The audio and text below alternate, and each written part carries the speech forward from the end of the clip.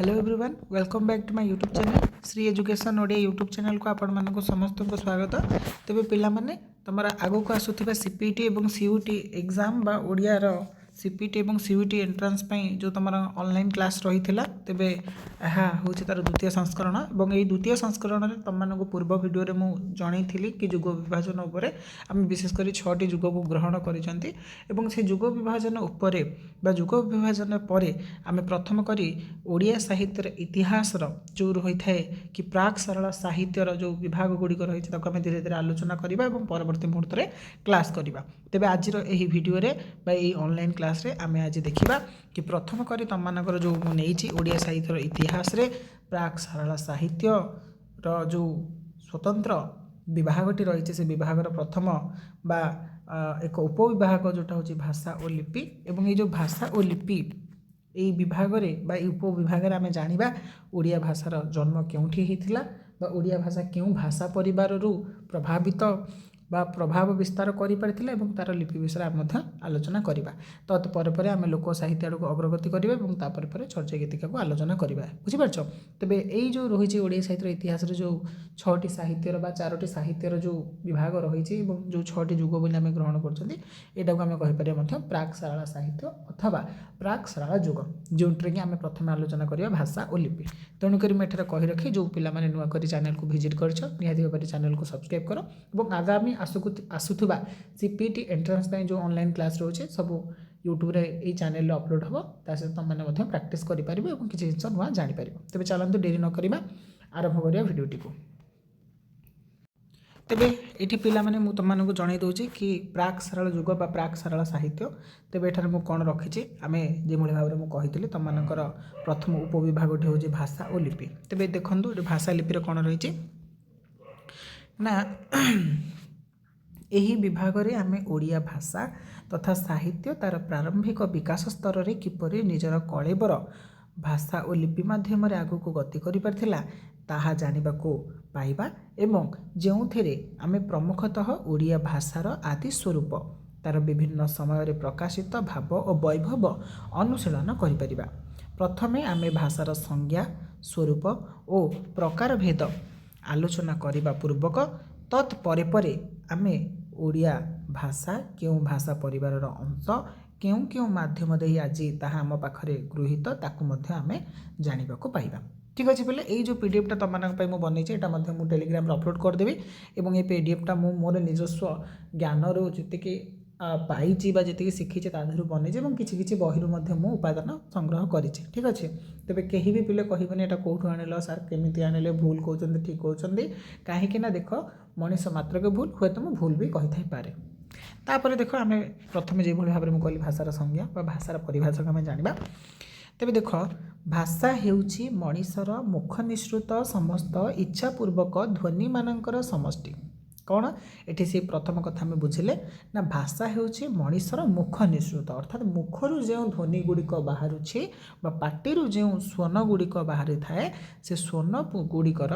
कौन होछि समष्टि को आमे भाषा कहंती है से कहले भाषा हेउछि मनीषर मुख निसृत समस्त इच्छापूर्वक अर्थात निज स्व इच्छा आम गोटे ध्वनि बाहर करती बा निज इच्छापूर्वक जो ध्वनि गुड़िक बाहरी थाए आम ताको भाषा बोली कही था। जेतेबेले यही भाषा मनीष मनर अंतर्निहित संगुप्त भावना सबको ग्रहण करी एक निर्दिष्ट अर्थ को आरोपण करिबो ताहाको आमे प्रकृत रे भाषा बोली कहिबा।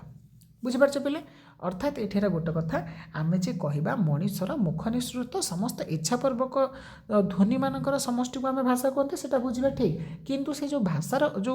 रही कौन ना तात्विक अर्थटी बा भाषा कहले जो शब्दर गोटे रही है गुरुत्व से केतबेले आसे ना जेतेबेले मनीष मनर विभिन्न अंतर्निहित बा संगुप्त रही सब भावना सबको कौन हम ना ये भाषा निजर अर्थ भितर समन्वित कर परिप्रकाश कले ताकू आम भाषा बोली कही था। कारण कौन सी ध्वनि साधारण रे भाषा होई न थाए ताहा केवल श्रवण योग्य स्वन होता है। तेणु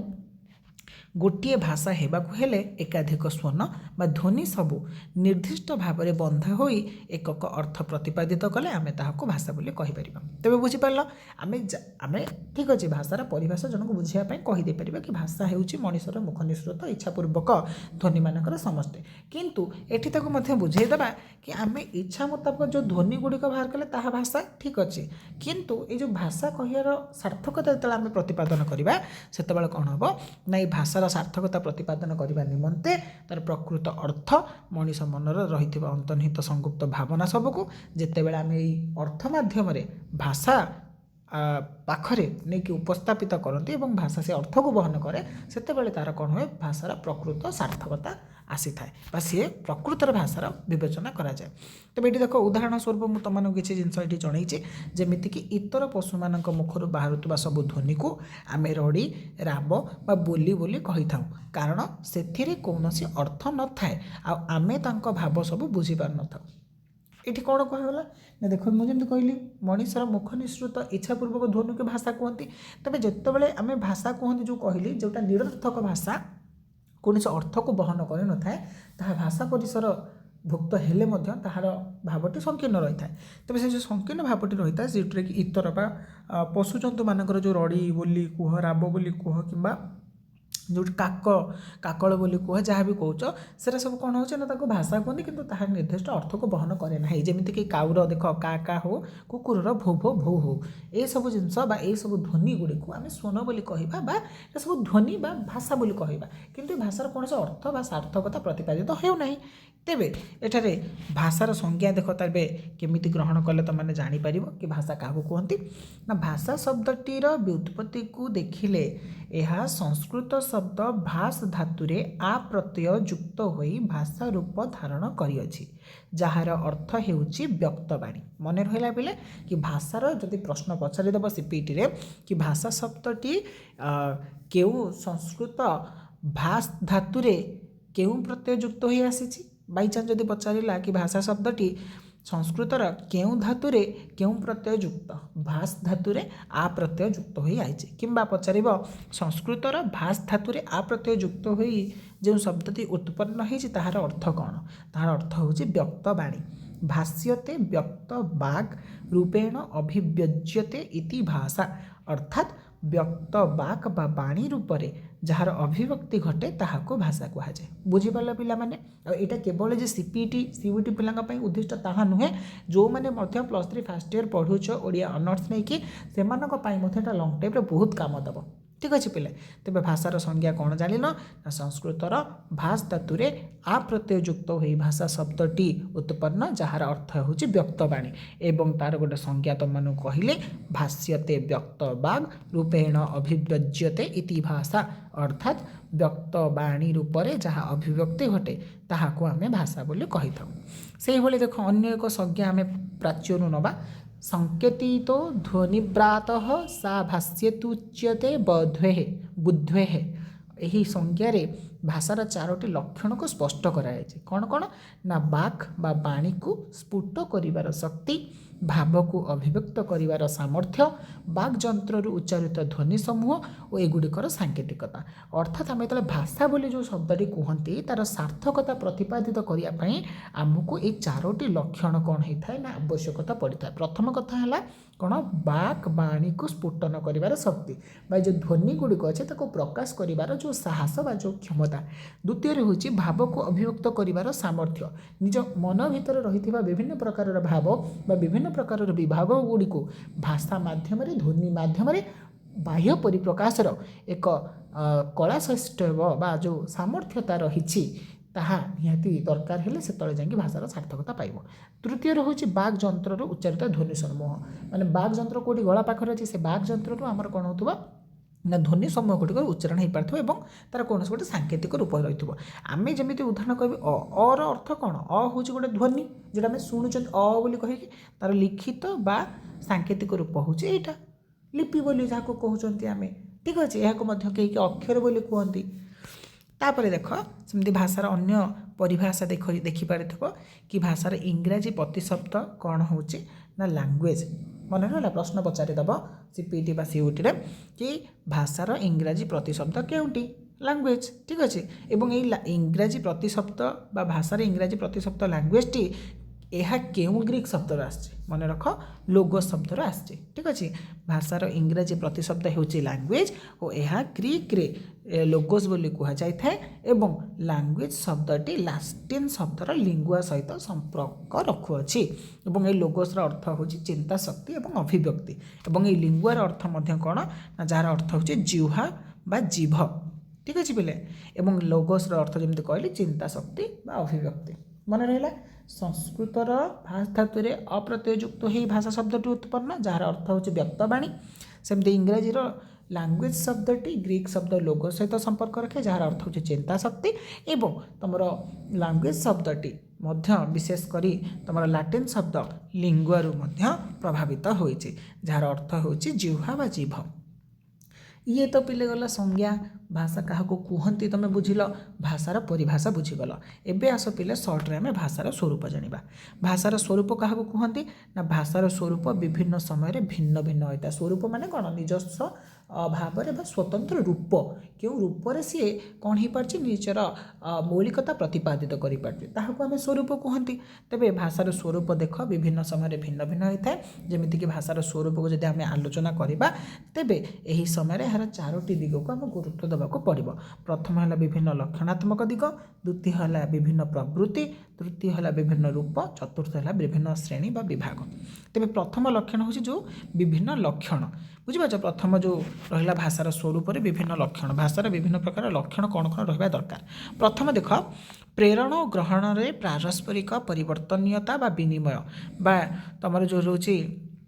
इंटरचेंजेबिलिटी मानवीय भाषा रे प्रेरण और ग्रहण उभय क्षमता रही वक्ता तार चिंताधारा को समाजर अन्य व्यक्ति बा व्यक्तिवर्ग निकट को कौन करें ना प्रेरण करे और अन्य व्यक्ति बा व्यक्तिवर्ग द्वारा प्रेरित चिंताधारा को ग्रहण करे प्रथमे व्यक्ति प्रथमे वक्ता पर श्रोता श्रोता बा श्रोता माने प्रथमे श्रोता पर वक्ता एहा परे परे कथन और श्रवण रे निरवच्छिन्न परिवर्तनीयता बा विनिमय लगी रही थाए मानवेतर प्राणी मानकर एपरि विनिमय क्षमता नाही बुझिपारछ तो ये जो लक्षण रहा द्वितीय रही विशेषीकरण बा स्पेशलाइजेशन प्रत्येक भाषार स्वकीय स्वतंत्र पद्धति रही यही विशेषत्व बा विशेषत्व ताहाको अन्य भाषा ठार पृथक बोली चिन्हाई दिए ध्वनि शब्द रूपतत्व वाक्यतत्व और शैली प्रभृति क्षेत्र में यही विशेषत्व लक्ष्य करा जाय थाए तृतीय पिले देख लक्षण कौन रोचे विभिन्न लक्षण भाषार ना विद्यमानता और अविद्यमानतार रूपर उपस्थापना प्लेसमेंट एंड कौन इमोडिमेंट मोटे पिले इंग्राजी कम हुए तेणुक एडजस्ट कर भाषा वस्तुर विद्यमानता और अविद्यमानता उभय को प्रकटन करें जथा जलगर्भा तटिनी एठारे जलर विद्यमानता प्रकाशित जलशून्य तटिनी एठारे जलर अविद्यमानता सूचित जलर अविद्यमानतार मध्य भाषा द्वारा जलर रूप मनुष्य मनर उपस्थापित हो पारुछि सेहीपरि पाप पुण्य दया क्षमा क्रोध घृणा स्वर्ग नरक आत्मा परमात्मा ब्रह्म परम ब्रह्म आदि अमूर्ति गुण स्थान और विषय आदि को रूपायित करने भाषा समर्थ चतुर्थ नंबर देख लक्षण ना यादृच्छिकता बा आर्बिट्रेरीनेस अर्थात जेकोसी भाषार अयमारंभ काल में मानव द्वारा उच्चारित ध्वनि थिला यादृच्छिक यादृच्छिक माने जहाँ इच्छा तेणु भिन्न भिन्न भाषा भिन्न भिन्न ध्वनि रही संस्कृत भाषा अ आ हर्षई दीर्घई हर्षौ दीर्घौ इत्यादि स्वरध्वनि ओ क ख ग म च छ ज झ निय आदि व्यंजन ध्वनि थिबा बेले इंग्राजी रे कौन है तुम मानकर देख कौन ए ई आई ओ यू बा ए बी सी डी सब रही ठीक अच्छे कहीं ना यादृच्छिकता आम मैंने ये कौन बुझे जो गोटे भाषा आरंभ होता है मन इच्छा किसी किसी ध्वनि गुड़िक आम प्रथम उच्चारण करें पिले ये तो विभिन्न लक्षण मान जो रही यहाँ विशेषकर मुझे तुमकर डॉक्टर वासुदेव साहू कर बही मुझा संग्रह करी दी तीन टा कहली तुम बुझापी एवं चल जा जमीक भाषार विभिन्न प्रवृत्ति तेबे प्रथम देख हूँ भाषा सर्वशक्ति संपन्न यह नूतन सृष्टि संभव करे निराशा को आश्वान्वित करे एवं जंत्रणाग्रस्त को सांत्वना प्रदान करे निष्प्रभव को सप्रभ करे सुप्त को जागृत करे हतोत्साह को उद्बुद्ध करे असंभव को मध्य संभव कर पकाए भाषा समाज को एक सूत्र में बांधि रखे बा गुण जोटा कहूच प्रत्येक भाषा स्वभाषाभाषी मानक एकता सूत्र रे बांधि रखे एमाने भिन्न समय बा भिन्न स्थान रे विभिन्न परिवेश रे भिन्न धर्म संस्कृति मध्य रहुथिले हे एकत्व अनुभव करिथांती। ऋग्वेद रे भाषा को राष्ट्री बा राष्ट्र निर्मात्री और संगमनी संबंध स्थापयत्री भाव अभिहित कराइछे यथा अहं राष्ट्री संगमनी वसुनाम अर्थात बुझीपार तो यहाँ टी पिले मन रखिब यहाँ हुए तो मे भी इम्पोर्टान्स रही पारे। 4 नंबर हूँ भाषा पैतृक संपत्ति नुहे यहाँ हूँ पिले भाषार प्रवृत्ति बा स्वरूप भितर जाऊँगी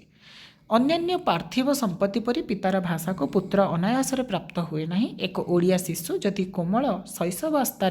इंग्लैंड को प्रेरित हुए और सेठारे समग्र जीवन सेठारे सामाजिक परिवेश अतिवाहित करे तेबे से तार पैतृक भाषा ओडिया न कही इंग्राजी ही बा कहब।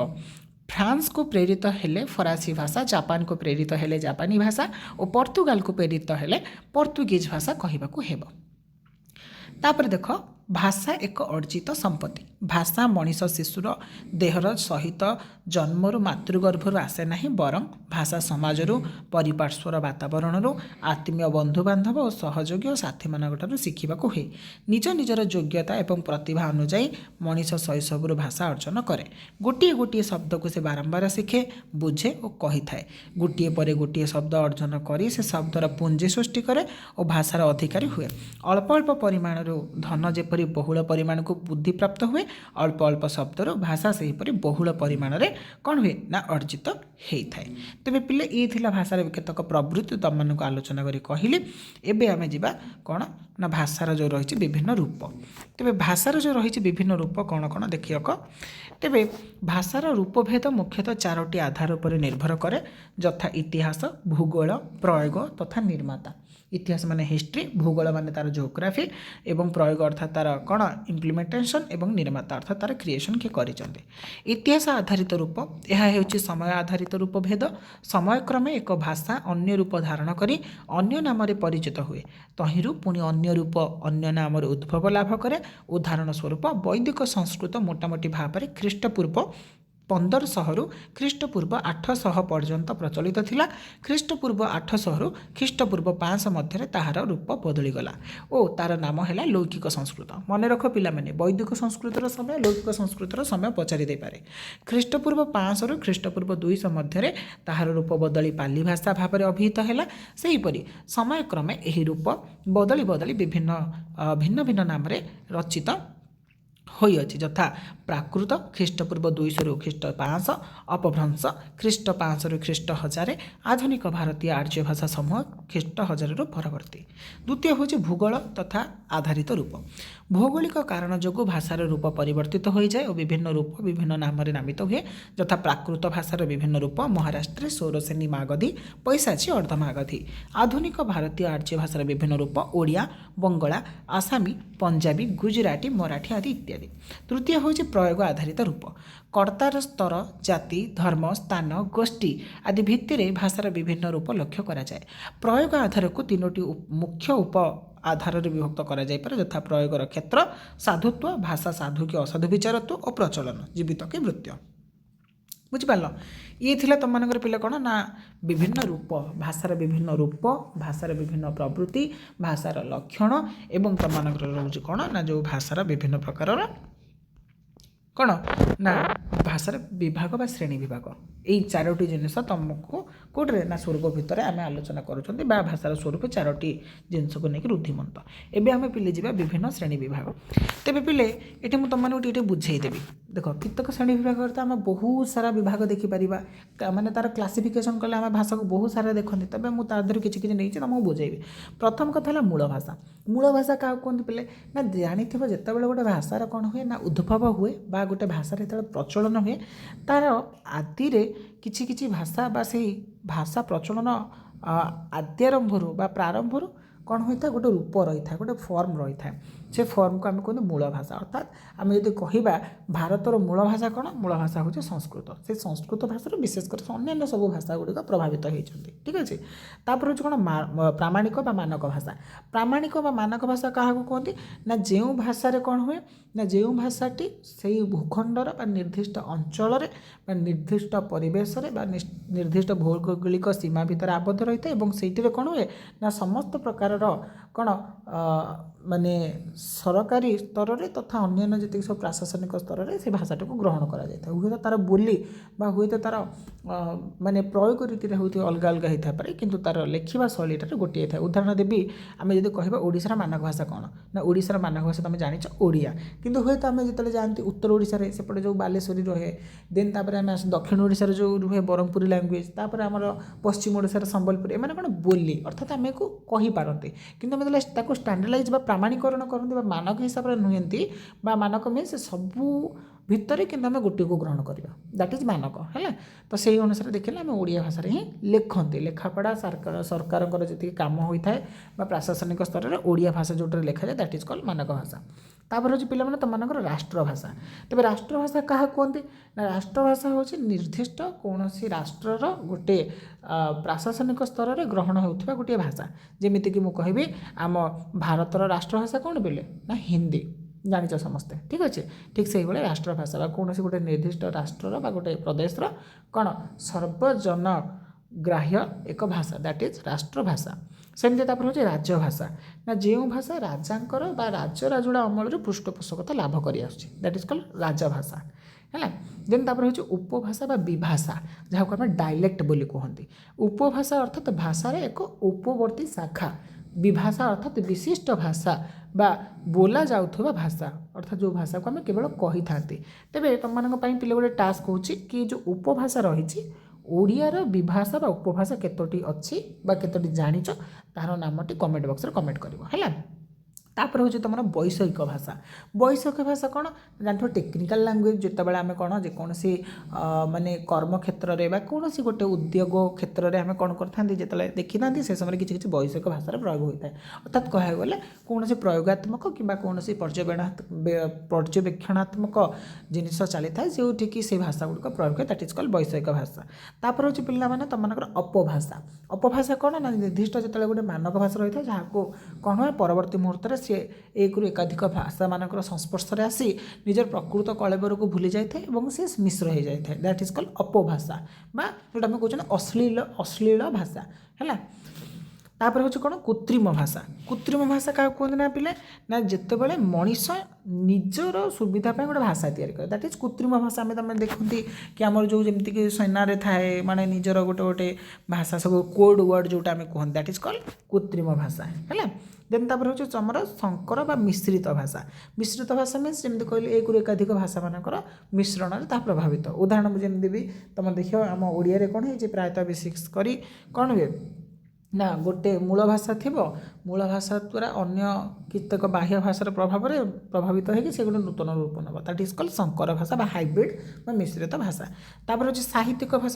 ଭାଷା କ'ଣ ନା ସାହିତ୍ୟର ଯେଉଁ ଭାଷା ଗୁଡ଼ିକ ବ୍ୟବହାର ହେଇଛି ବା ସାହିତ୍ୟର ଭାଷା ଯେମିତି ଆମେ କହିବା ଆମ ଓଡ଼ିଆ ସାହିତ୍ୟର ଭାଷା କ'ଣ ଓଡ଼ିଆ ଯେଉଁଟାକି ଆମେ ଦେଖୁଛନ୍ତି ଶାଳା ମହାଭାରତରୁ ଅନ୍ୟାନ୍ୟ ଯେତିକି ସାହିତ୍ୟ କୃତିରେ ବ୍ୟବହାର ହେଉଛି ତାପରେ ଯେଉଁଟା ସାଧୁ ଭାଷା କ'ଣ ନା ଶିଷ୍ଟ ଭାଷା ଯେଉଁଟା ସମସ୍ତଙ୍କ ପାଖରେ ଗ୍ରହଣଯୋଗ୍ୟ ଯେଉଁଟା ସମସ୍ତେ ଗ୍ରହଣ କରିପାରିବେ ତାପରେ ହେଉଛି ତୁମମାନଙ୍କର ଗ୍ରାମ୍ୟ ଭାଷା ଅର୍ଥାତ୍ ଗାଉଁଲି ମାନଙ୍କର ଯେଉଁ ଭାଷା ପ୍ରୟୋଗ କରାଯାଇଥାଏ ଦ୍ୟାଟ୍ ଇଜ୍ କଲ୍ଡ ଗ୍ରାମ୍ୟ ଭାଷା ଏଇଭଳି ଭାବରେ ପିଲାମାନେ ତୁମର ଆହୁରି ବି ଭାଷାର ପ୍ରକାରଭେଦ ଅଛି କିନ୍ତୁ ମାତ୍ର 12ଟା ହିଁ ନେଇଛି ତୁମମାନଙ୍କର ଯଦି କହିବ ବି ତାହେଲେ ଶ୍ରେଣୀ ବିଭାଗରେ ମୁଁ ଆଉ ଟିକେ ଡିଟେଲ୍ସ ୱାଇଜ୍ କରିକି ତୁମମାନଙ୍କୁ ବୁଝେଇଦେବି ମୂଳ ଭାଷା କାହାକୁ କୁହନ୍ତି ଉଦାହରଣ ସହିତ ଦେଇକି ମୁଁ ତୁମମାନଙ୍କୁ ବୁଝେଇଦେବି ବଟ୍ ଏଇଟା ଯେହେତୁ ତୁମମାନଙ୍କର କ୍ଲାସ୍ କରୁଛେ ଜଷ୍ଟ ଜଣେଇ ଦେଇଛି ନର୍ମାଲି ହେଲା ତେବେ ପିଲାମାନେ ମୁଁ ଭାବୁଛି ଏଇ ଭିଡ଼ିଓରେ କେବଳ ଆମେ ଭାଷାର ପ୍ରକାରଭେଦ ପର୍ଯ୍ୟନ୍ତ ପଢ଼ିବା ନେକ୍ସଟ ଯେଉଁ ରହିଛି କ୍ଲାସ୍ଟିରେ ବା ନେକ୍ସଟ କ୍ଲାସ୍ ଭିଡ଼ିଓରେ ଆମେ ବାକି ଯେଉଁ ରହିଛି ତୁମର କ'ଣ ଭାଷାର ତୁମେ ସ୍ୱରୂପ ଜାଣିଗଲ ଏବେ ଆମେ ଜାଣିବା ଭାଷାର କ'ଣ ରହିଛି ନା ଆମର ଯେଉଁ ଓଡ଼ିଆ ଭାଷାର କ୍ରମ ବିକାଶ କେଉଁଭଳି ଭାବରେ ହେଇଛି ବା ତା'ର କ୍ରମ ବିବର୍ତ୍ତନ କେମିତି ଘଟିଛି ତେବେ ନେକ୍ସଟ କ୍ଲାସ୍ରେ ଆଲୋଚନା କରିବା ଯଦି ଏଇ ଭିଡ଼ିଓଟି ଭଲ ଲାଗିଲା ବା ଏଇ କ୍ଲାସ୍ଟି ଭଲ ଲାଗିଲା ନିହାତି ଭାବରେ କମେଣ୍ଟ କରିବ ଭିଡ଼ିଓକୁ ଲାଇକ୍ କରିବ ସାଙ୍ଗମାନଙ୍କ ସହିତ ସେୟାର କରିବ ଆଉ ହଁ ଆଉ ଯଦି କିଛି ବି ପିଲେ ଅସୁବିଧା ହେଉଛି ସିପିଟିକୁ ନେଇକି ନିହାତି ଭାବରେ ଭାବରେ ମୋତେ ଜଣେଇବ ହେଲା। ଆଉ ତୁମର ବି ଟେନସନ୍ ନେବନି ପଡ଼ିବ। ଏଥର ରେଗୁଲାର କ୍ଲାସ୍ ଆମେ କରିବା ଏବଂ ମୁଁ ଲାଇଭ୍ ଆସିବି ଏବଂ ତୁମମାନଙ୍କର ମଧ୍ୟ କୋଶ୍ଚିନ୍ ଆନ୍ସର୍ ଆମେ ସବୁ ଡିସ୍କସନ୍ କରିବା। ତେବେ ପିଲାମାନେ ଏ ଭିଡ଼ିଓରେ ଏତିକି। ତେବେ ବିଦାୟ ଦିଅ, ରହିଲି। ଜୟ ଜଗନ୍ନାଥ, ବନ୍ଦେ ଉତ୍କଳ ଜନନୀ।